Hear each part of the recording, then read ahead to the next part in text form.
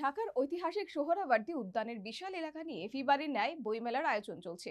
ফেব্রুয়ারি মাসের 1 এবং 2 তারিখে আয়োজন করা হচ্ছে জাতীয় কবিতা উৎসব। 36তম জাতীয় কবিতা উৎসবে অংশ নেবেন বিভিন্ন দেশের কবিরা। এবারে জাতীয় কবিতা উৎসবের স্লোগান হচ্ছে যুদ্ধ গণহত্যা সহে না কবিতা। 21শে বইমেলার প্রস্তুতি হাজার কদমে এগিয়ে চলেছে। ফেব্রুয়ারি মাস মানে লেখক, প্রকাশক, বইপ্রেমী এবং সাংস্কৃতিক পরিমণ্ডলের মিলন মেলা, যেখানে হাজির হন বিশ্বের নানা প্রান্তের মানুষ। বিশেষ করে ভারতের বিভিন্ন রাজ্যের কবি, বাচিক শিল্পী, লেখক, সাংস্কৃতিক ব্যক্তিত্বদের কাছে বইমেলা হচ্ছে প্রাণের মেলা। ঐতিহাসিক সোহরাওয়ার্দী উদ্যানের বিশাল এলাকা নিয়ে ফিবারের ন্যায় বইমেলার আয়োজন চলছে এবারেও। রাত দিন কাজ করে চলেছেন স্টল, প্যাভিলিয়ন নির্মাণে শ্রমিকরা।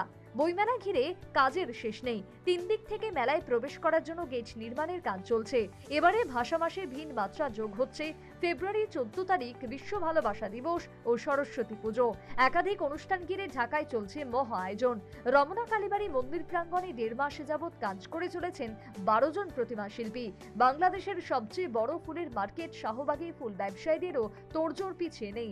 ঢাকার ফুল ব্যবসায়ী সমিতির সভাপতি আবুল কালাম জানান, এই মরশুমে 1 কোটি টাকার ব্যবসা হবে। দেশে ফুলের চাহিদা ব্যাপক। পাশাপাশি আমরা ফেব্রুয়ারি মাসে 1 মাসে কমপক্ষে আপনি 100 কোটি টাকা ফুল বিক্রি। ফেব্রুয়ারি মাসের 1 থেকে 2 তারিখ আয়োজন করা হচ্ছে জাতীয় কবিতা উৎসব। 36তম জাতীয় কবিতা উৎসবে অংশ নেবেন ভারতের পশ্চিমবঙ্গ, ত্রিপুরা, অসম, নেপাল সহ বিভিন্ন দেশের কবিরা।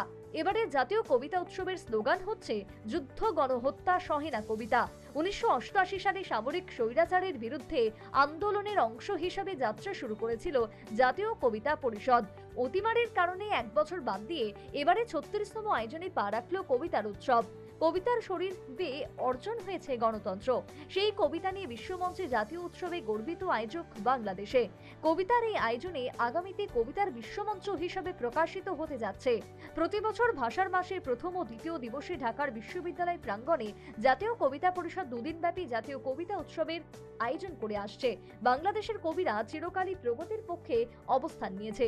বিগত প্রায় 3.5 দশক ধরে বিশ্বের নানা দেশে নানান ভাষার সংগ্রামী কবিরা এই উৎসবে কাঁধে কাঁধ মিলিয়ে মানুষের মুক্তির কথা বলেছেন। উৎসব ঘিরে কবিতার মিলন মেলায় রূপ নিয়েছে, তেমনটি মনে করেন জাতীয় কবিতা পরিষদের সভাপতি অধ্যাপক এম.এ. সামাদ। পরে বলবো যদি পছন্দ হয়। আর একটা কথা অন্তত বলা ভালো যে এই যে 1987 সালে শৃঙ্খল মুক্তির জন্য কবিতা, এরকম একটি এই স্লোগানটি দিয়ে আমরা শুরু করেছিলাম 87 সাল পর্যন্ত। স্বৈরাচার ও মৌলবাদী বিরোধী আন্দোলন এবং গণতন্ত্র পুনরুদ্ধারের সংগ্রামে বাংলাদেশের কবি, লেখক, শিল্পী, প্রকাশক এবং মুক্ত বুদ্ধির মানুষরা সোচ্চার ছিলেন। এবারের আয়োজনেও দেশি বিদেশি কবিদের আমন্ত্রণ জানানো হয়েছে। ভারতের বিভিন্ন ভাষার বেশ কয়েকজন বরেণ্য কবি অংশগ্রহণ নিশ্চিত করেছেন, জানালেন জাতীয় কবিতা পরিষদের সাধারণ সম্পাদক তারিক সুজাত।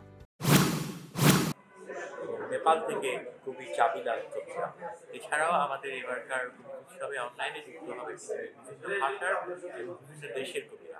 আমরা সবকিছু মিলে এই যে যুদ্ধ গণহত্যার সঙ্গে না কবিতা, এই মর্মবাণীকে হৃদয় ধারণ করে পৃথিবীর নানান ভাষার কবিরা শান্তির পক্ষে আমাদের এই উৎসবে কবিতা করবেন, সে প্রত্যাশা। অমর 21শে বইমেলা এবং কবিতা উৎসব ঘিরে এখন থেকে মানুষের মধ্যে উৎসাহের আমেজ বিরাজ করছে। হাতে গোনা 5 দিনের মাথায় পর্দা উঠবে মাসব্যাপী বইমেলা ও 2 দিনের জাতীয় কবিতা উৎসবের। ঢাকা থেকে আমিনুল হকের রিপোর্ট, নিউজ ভ্যানগার্ড।